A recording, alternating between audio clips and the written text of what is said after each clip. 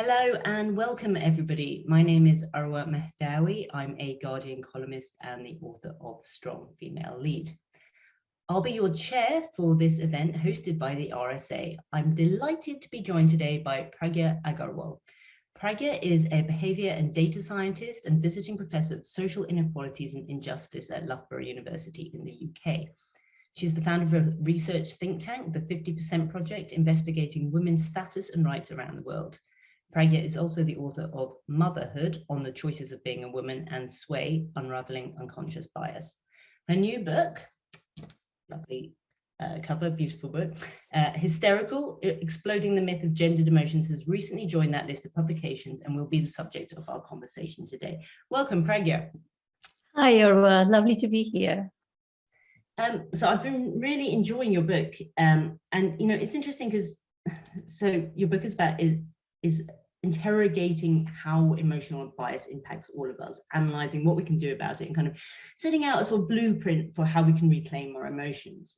And it's interesting because emotions are something that we talk about all the time. You say, oh, I'm feeling happy, I'm feeling annoyed, etc. But we don't often really stand back and kind of think, what is an emotion? Like, what does it mean to say I'm happy? Where did this idea come from? And you start your book with a fascinating look at the history of emotions.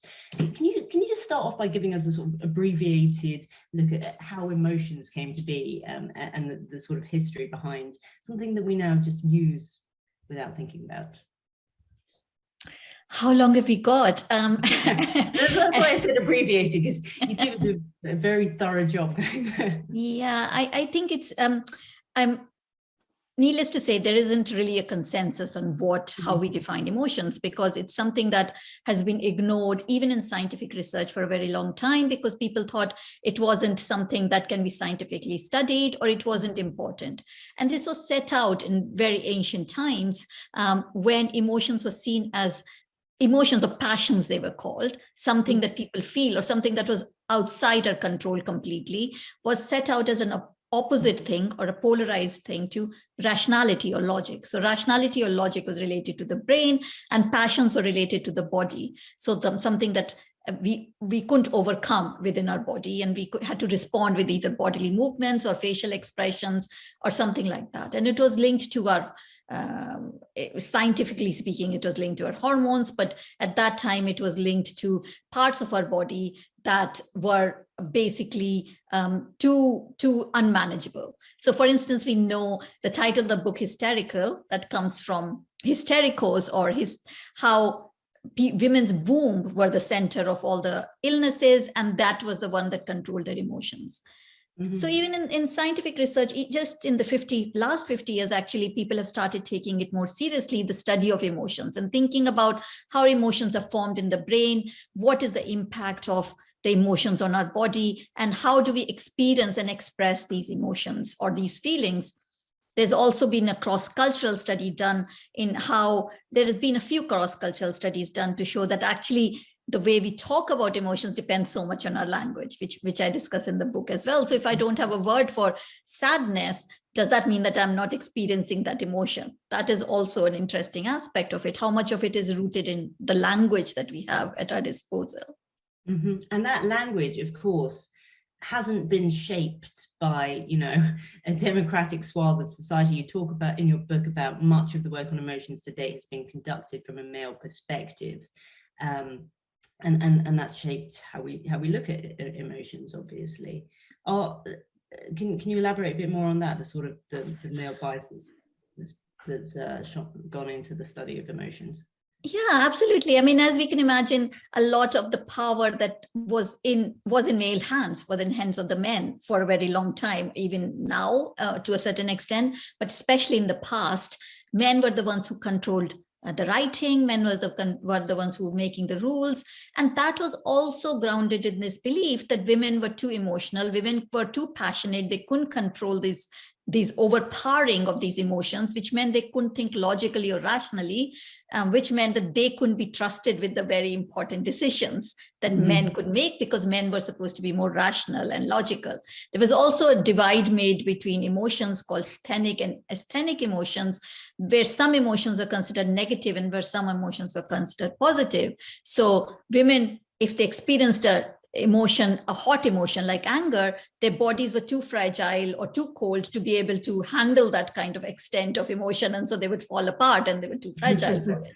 So there has been a bias in the way that it's been talked about. Obviously, we know about hysterical, that women's bodies were considered unmanageable, that women's womb was the center, as I said in the previous response, that women, because women couldn't really manage these overpowering of emotions, it wasn't good for them, because it impacted their mental health, it impacted their physical health, and lots of their physical illnesses were rooted in these emotional outbursts. And that is why it was stigmatized for so long, women's bodies, but also mind and their emotions are stigmatized for so long. So for a very long time, and that is why it's become so embedded in our society, that there were certain emotions that weren't at disposal of women. And obviously there were certain, like crying, that weren't at the disposal of men, because they were weaker emotions, and men were associated with more masculine emotions like courage and anger and all those kind of things. So there was this divide set up, and men were the one controlling the writing. And women were always at the bottom of the hierarchy. There's also research to show that people who are at the bottom of the hierarchy, in any sort of hierarchy, have less privilege to control or go outside the norms that have been set for them. So women have less permission to go outside the social norms that were determined for them in terms of emotions.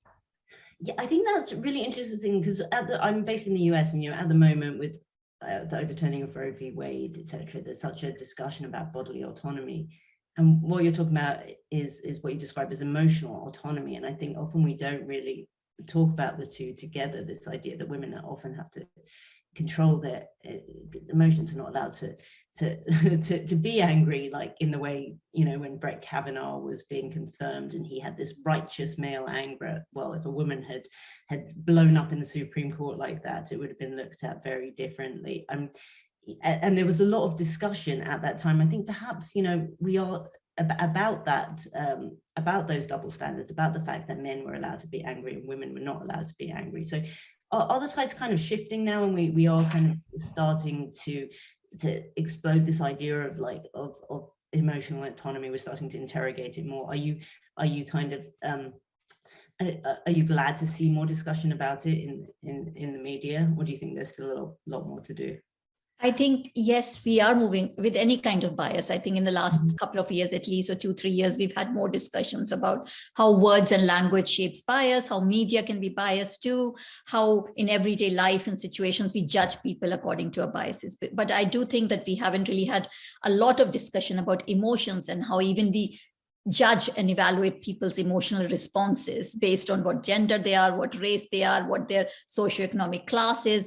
We haven't really done that much investigation in it. And I do think that we still need to have more conversations and discussion about it, because you're right, a man anger is considered righteous, because research, for instance, research has shown that when both men and women, when they saw a man angry, they associated with their context, that his context must have determined this anger, that is, he was having a bad day or there was something wrong with it. But if a woman shows anger, her very valid opinions are invalidated often, and also it's associated with her personality. She's just an angry person. So there's still a difference in how we perceive men and women, even when they express the same emotions. And because children are brought up with these norms, we are rooted in our culture and society, we learn to adapt our emotional responses, which means we might be feeling the same emotions, we might not choose to express them. For instance, on the other flip side, men, for a long time, we didn't see men crying, or men were considered weaker if they cried because it was not a sign of masculinity. But it is, as I said, if you're in the top of hierarchy, if you're a man, you have more permission to go outside these norms. So, for instance, it was really interesting to note from research that when Bill Clinton on his televised discussions around the time of Lewinsky debate or discourse, when he showed anger, he was trusted more by both men and women compared to when he was crying or he showed tears.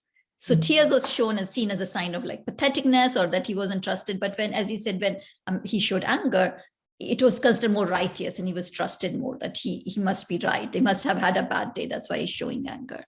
So yes, I think there's still a lot more to be done in terms of how we talk about it and how we write about it. In workplaces, women in politics are still judged by their emotional responses. So I think that needs to be addressed and challenged. Mm-hmm. And, you know, every woman has walked that tightrope of trying, you know, not to seem angry, not to seem, you know, not to be too hysterical. And it adds a sort of emotional like burden to you, doesn't it? It's a lot of work trying to regulate your emotion. How does that sort of that emotional labor play out in women's personal lives and relationships? Yeah, absolutely. It's a lot of emotional regulation, and emotional suppression takes a lot of cognitive load, first of all. So it puts a burden on our cognitive resources, which means a lot of our mental abilities going into suppressing or regulating these emotions. We are constantly judging, or women are constantly judging their environment and seeing what kind of response would be acceptable at this stage. How should I do it? So they might experience a certain emotion, but they have to put a barrier between experiencing it and expressing that emotion. And then they also have to worry about the fallback from the emotion or any kind of backlash if they happen to have an outburst or happen to show their true or authentic emotions in a context where the norm was not that was acceptable. So first of all, there is a mental health impact on it. So we know that depression and anxiety is on the rise, or women experience it much more. There's stats and data in the book about it. But any kind of emotional suppression carries a mental health penalty. So we see in men, we know that the toxic masculinity has a mental health impact as well. Psychological research has shown that. But in women in particular, because it happens on an everyday basis most of the time, like you're asked to smile, or you're asked to smile to create comfort for other people, because that is considered a feminine attribute, to create comfort for other people. That creates a lot of mental health impact.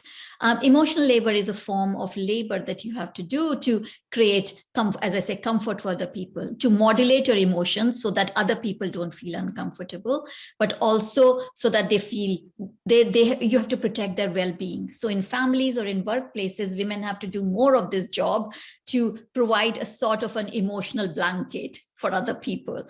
And that has a cognitive impact as well, that has a mental health impact as well, and that kind of carries on into physical well-being as well, because obviously mental and physical health are interlinked.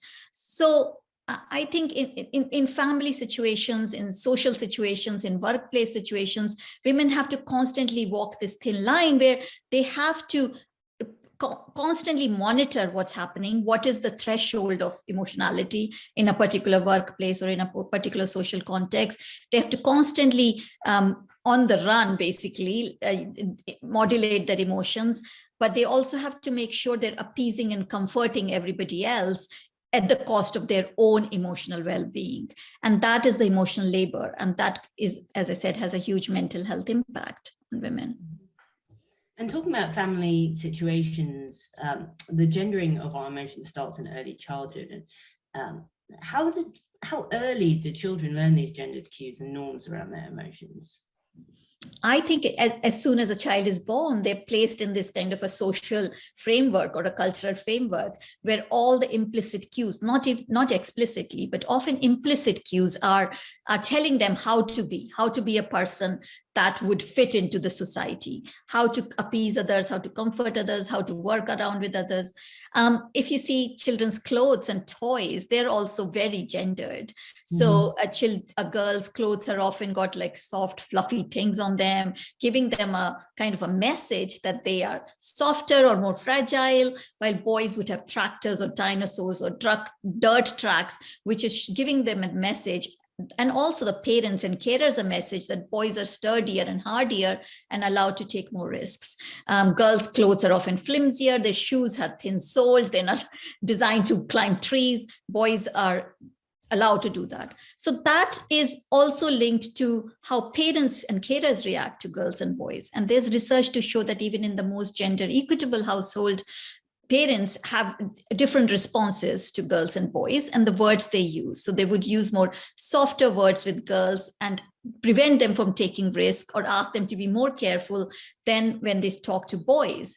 And I'm saying that, of course, things are changing, but I don't think it's changing everywhere because this message exists like a smog around us. We're constantly in this in message or norms around us, absorbing it. Mm-hmm. And as children grow older, due to developmental psychology theories, they are trying to conform to their membership group. So if they identify with being a girl or a boy, they would try and see and observe what do other girls do. What is a girl expected to be like? What are boys expected to be like? And it becomes so polarized that they start absorbing these behaviors, conforming to these membership groups, because everybody wants a sense of belonging. All children want that.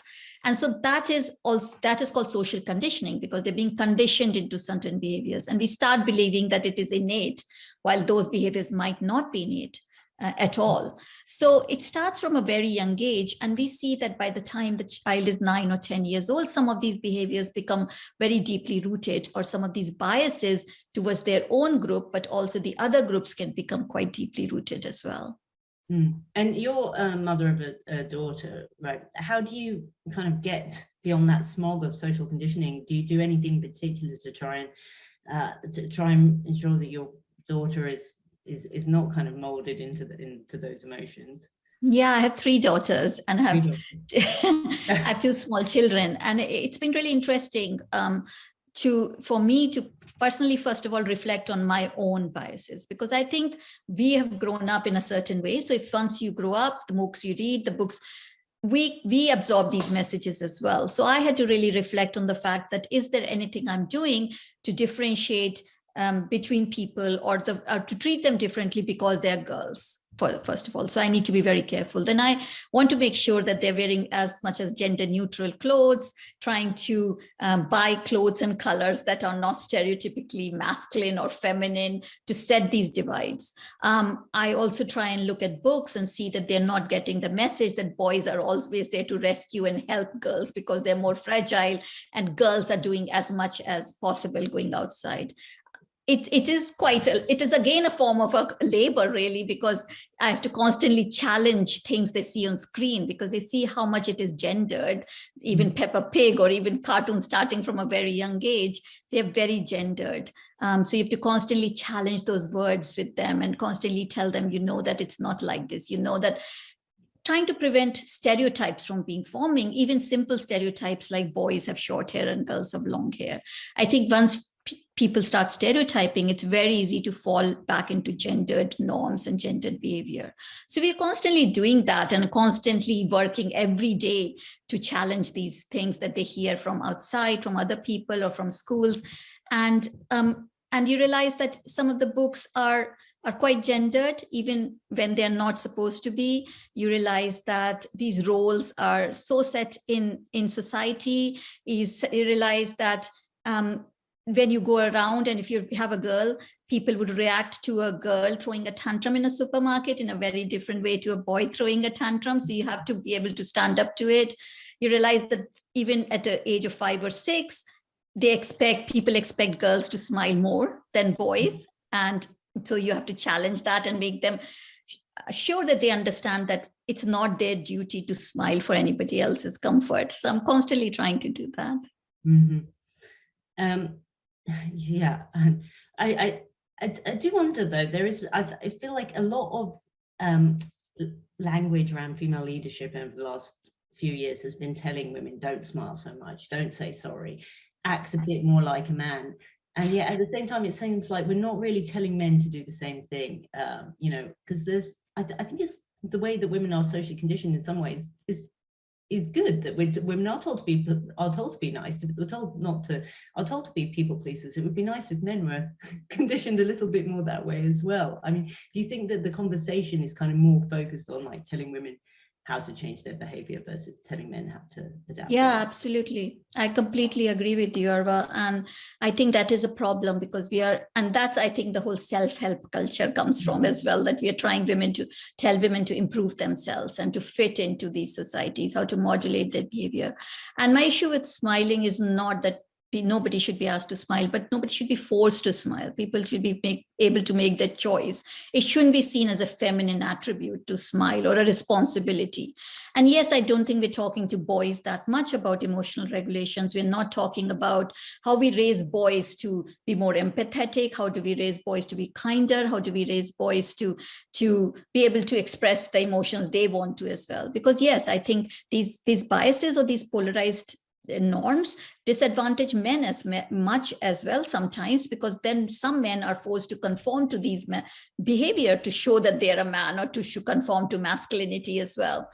But also, I think, yes, in leadership debates, lots of discourse happen is because the masculine and feminine attributes were so polarized or divided or so set up in our society that being a leader was very much closely associated with being a man. So the masculine attributes like being tough or assertive or straight talking were very much associated with being a leader. So to be a good leader, women had to conform to those masculine attributes, because in a workplace or in politics, women are penalized because they're not seen as assertive, implicitly or explicitly sometimes. But then women also have to walk this really thin line, tricky line, where they have to conform to the masculine attributes to show I can do what a man can do, and also conform to the feminine attributes to be likable, agreeable, and warm and nurturing, because they're penalized for being bitchy or bossy if they go outside these norms as well. So we don't expect this of men. We're not expecting any kind of, because they are the norm, because they are the normative model for a leader, really. So we're not expecting anything from them, then penalize less if they transgress any of these emotions. If men as leaders cry, we've seen that as a really positive quality. So even if they transgress some of these norms. So yes, I think and I also don't agree that the whole discourse around a female model of leadership or a feminine model of leadership, I don't agree with that language either, because I don't think there's a feminine model of leadership or a masculine model of leadership. I think there is a good leadership, which should be empathetic, kind, all those things. And we have to attempt and challenge these kind of really archaic tropes that have set in, that a leader has to be assertive, or a leader has to be bossy, a leader has to be all those kind of ideas that we have got set in. We have to break outside this to see how does other kinds of emotions play a role in this model of good leadership. Well, I think the issue with words like feminine model and masculine model is that obviously it's not a binary, is it? Men can be empathetic, women can be assertive. However, they are shorthand for the characteristics that we've been socially conditioned to have. So we have been talking a lot about social conditioning. What about biology? Is there any sort of biological basis, any sort of difference in hardwiring between men and women? I like the thing in your book when you talk about being hangry, that there is actually a biological basis to being hangry, and it's not just something that people made up. But when you're hungry, it aggravates the anger, and then there's a biological basis to that. So, is there any truth to men and women being sort of biologically hardwired differently? I think a lot of our emotions are biological, because our level of hormones, the way that those function together, our brain networks, the network, everything determine how we process emotions or how we respond to situations. For instance, when you go into perimenopause or menopause, people start feeling very angry, women, and if they feel more angry than before. And that could be linked to social issues, saying, actually, I'm not going to take any shit anymore because I'm older and I can't really be bothered. Or it's also linked to hormones, saying this hormonal imbalance is playing a havoc with my neurobiology, and so I'm feeling more angry. So they're both context to it. Yes, so there is a hormonal aspect. We know that the level of testosterone determines certain emotional outbursts or certain emotional expressions. But we have to think about, is there a difference between the group of men? So some men might be processing emotions differently than other men, and some women might be processing or experiencing emotions differently to other women. It is not, we are so focused on looking at between groups that we don't look at differences within the groups. And we try, and because it's lazier and easier to do that, and it's been set out like that, and a lot of scientific bias is also that what gets funded and what gets published. We have been very much focused into the idea that men and women are very different creatures. Yes, there is a lot of difference in the way we're born, and male and female biology is different, but our behaviors to a certain extent are socially determined. So yes, there might be some innate sense in how we express emotions and experience emotions. No, how we experience emotions. Expression of emotions is very much a socially conditioned thing.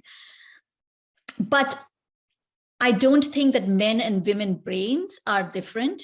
There's a lot of research in neuroscience that has already shown that, which means that men and women are not experiencing emotions differently.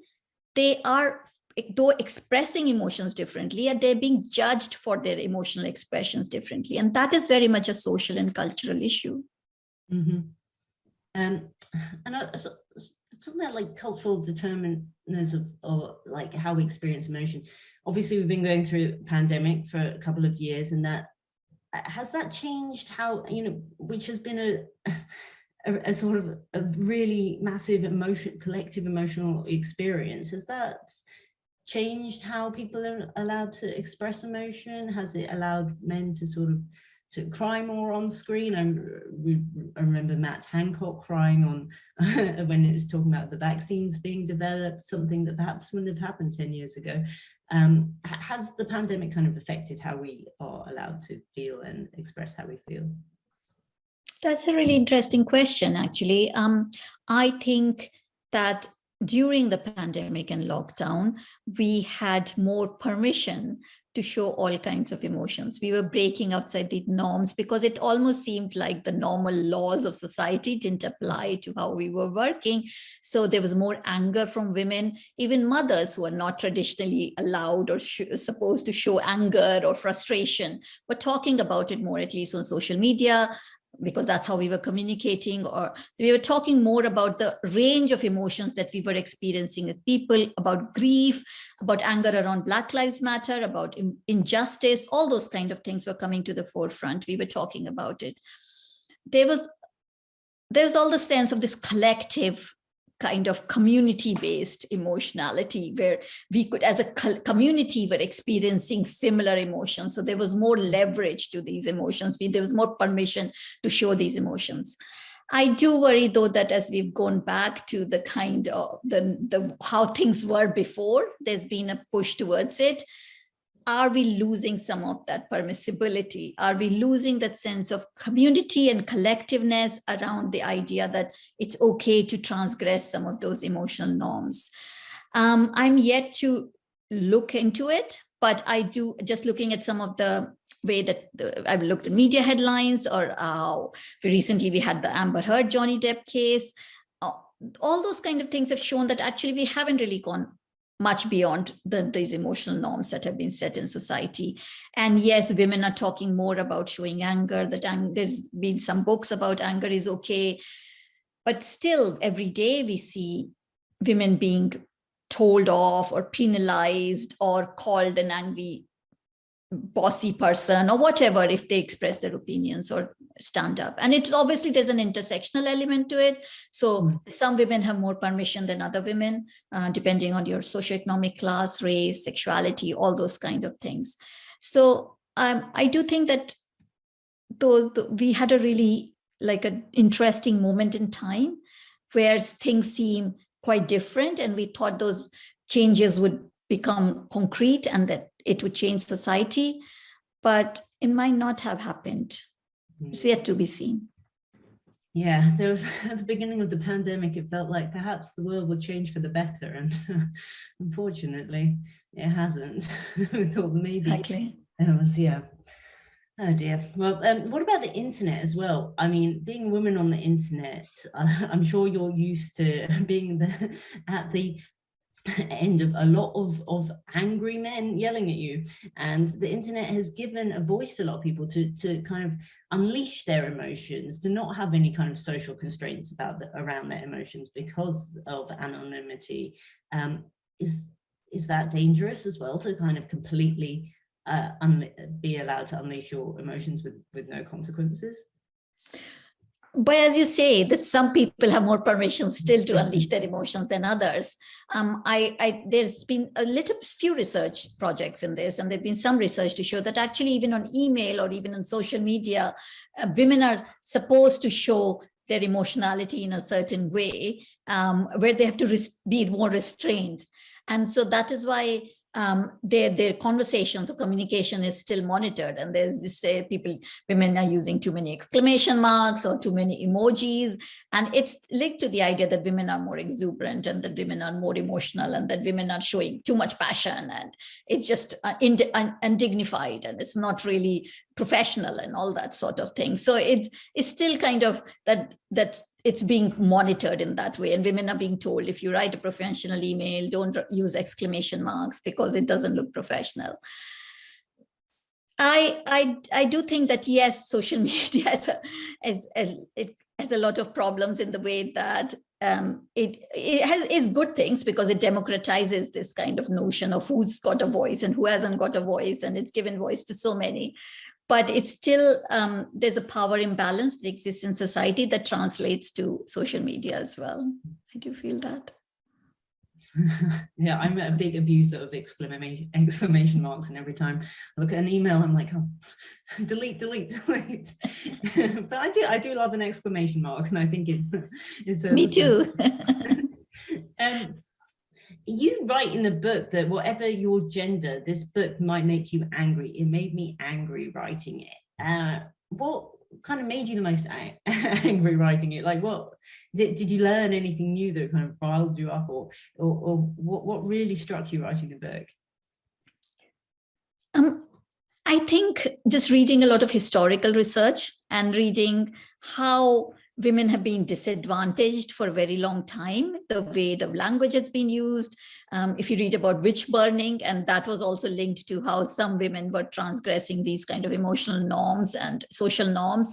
If you read about hysteria, if you read about how women have been talked about in some of the literature, and how they got chamber pots, or all those kind of things, you just feel really this sense of rage that it's been a long struggle to achieve equality, that we are still talking about it. And then I suppose it made me angry that we've come so far, that we've tried to achieve some sense of equality, address this injustice. But it seems like we are going back, regressing in the last few years, couple of years at least, where women's rights are constantly being taken away, their autonomy is being minimized and diminished. And it just made me quite angry as to how this has happened, how this power imbalance still exists in a society that we fail to acknowledge. And it made me sad as well. As I said in the book, it made me sad at times. But writing these things is, I suppose I wanted to write from a place of anger and sadness and all the emotions that I was feeling, because even though as a scientist, you're taught not to show any time your emotions and to be completely objective, I don't think I can dissociate my emotions from the material that I read and write and talk about, because a lot of it is personal, a lot of it is political, a lot of it is related to my own body and emotions, a lot of it is related to how my children will grow up and face the same injustices or inequalities. A lot of it's linked to other women that I don't know, but feel very strongly about that they shouldn't be disadvantaged in this way. And the fact is that it made me angry that we still fail to acknowledge that our words and language shape so much of our inequalities, that we are still not mindful of the words we are using. We are not mindful of the impact it has on some people, or in the minority communities, the marginalized. I feel like some people are gaining more and more power, while the people who are marginalized are being pushed to the fringes all the time, and their rights being taken away. So yes, there was a lot of anger reading those things, writing about it. but I try to achieve some kind of balance in thinking I need to look at research studies and I need to provide evidence for things that I'm writing about, because it's not just driven by my anger towards these issues. So you brought up race and marginalized people, and we did touch on intersectionality a little bit earlier, but could you just unpick a little bit more how other forms of social inequality, particularly race, are influenced by society's gendered view of emotions? Yeah, I mean, I think intersectionality is really important whenever we talk about any kind of bias or inequality, because people are not homogenized groups. So even when we talk about men and women, within those groups, there are hierarchies. So some women have more privilege and power than other women. And we need to think about that because we are all formed of different identities. So I'm a brown woman, but I have other forms of identities as well, like my sexuality, or whether I'm cisgendered, or whether I'm educated or not, whether what my socioeconomic class is. All those kind of things can either give me privilege, but also some identities can be a cause for oppression or bias or discrimination. So when we look at the gendering of emotions, we see that within, as for instance, if we take anger, within women, Black women are often labeled very aggressive. There's an angry Black woman trope. So they have even less permission to show anger. And they very quickly assume to be aggressive because that's the kind of stereotypes that's set in our society. And Asian women, for instance, are assumed to be more passive, submissive and subversive. And so they're expected to be all those things. So anytime Asian, East Asian, South Asian women raises their voice or speaks on a platform or expresses an opinion, they can be penalized for it because it's breaking an expectation, breaking a norm, because it's not assumed to be the norm or the normative thing. So I think we need to talk about intersectionality within these groups as well, about how men within men, for instance, historically we saw that men of upper classes were allowed to express lots of emotions, a range of emotions, but men from minority ethnic communities were considered to be similar to women in the way that they were very passionate and they were very fiery, and those emotions were not considered permissible. And that kind of characteristic or personality were considered inferior to others. So that kind of class and also my ethnicity also determined who was allowed to express what range of emotions. Yeah, class is interesting, isn't it? Because I think, yeah, if you're termed eccentric, it normally means you've got your upper class, right? Some people are eccentric and some people are mad, sort of really along socioeconomic lines.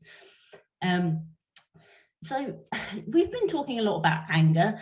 Let's kind of finish things up by talking about hope.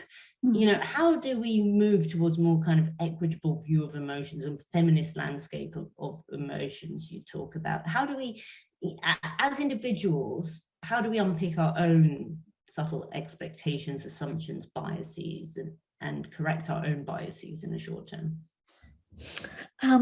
I don't think there's a quick fix to it. I don't think we can just say that this is going to happen overnight, but I do think that the more we think about it and the more, if we acknowledge that we have these biases, that we might have these biases, that if we reflect on the words and language we use, in terms of describing a woman, am I calling a woman more angry or crazy or hysterical if they dare to show any strong emotions? Am I expecting a woman to modulate their emotions more? Am I more kind of, I don't know, okay with men expressing strong emotions or shouting or screaming because he's a man and men are just like that?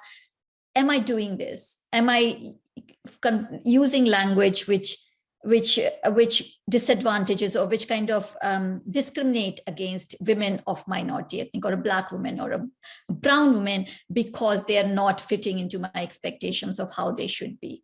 If I'm doing all this, then yes, I am biased and I have all these biases built into me. I suppose the first thing is the acknowledgement of that. And the second thing is, I think, to really constantly reflect on these words and language that we use. Am I doing it in my home? Am I doing it in my workplace? As in the workplace, for instance, we can, as an organization, look at any policies that are disadvantaging people because of the way they express their emotions. I've seen in certain organizations that I've worked with, they have very strict codes around how people are supposed to talk or what emotion they're supposed to show. So that kind of thresholds that are set in different workplaces, I think it's a responsibility of the managers or the leaders to kind of reflect on that. And if that is conforming to certain kind of colonial idea of what emotions are acceptable, and if it is disadvantaging certain people. I suppose a feminist landscape would be one where we are not trying to be a man, or we're not trying to be equal to man, but everybody is equal no matter if they're a man or woman. And that is some way to go. But I do think that we have to break up these ideas in business school and in business magazine to teach women how to succeed, how to negotiate, how to talk like a man, how to be a good leader by conforming to some certain kind of traditional masculine attributes that we think are a definition of a good leader. And as we talked about earlier, I do think that men have to be taught this from a young age about how do we reclaim all our emotions, everybody as a person, as a human being, because we are humans, because we feel. How do we reclaim all our emotions and be allowed to express them freely and openly, no matter what our genders are or what our identities are? And I think it's a responsibility, a collective responsibility as a society to re-examine these norms that we have set within the way our words and language, our media, everything works, but also as individuals within our own lives as well. Yeah, I think it's interesting with words, sometimes people get a little bit defensive when you use words like bias because they think you're accusing them of being sexist or homophobic. But it is so important, as you say, that we all recognize that we all have biases. We've all been socially conditioned to think certain things. So it really starts with that acknowledgement.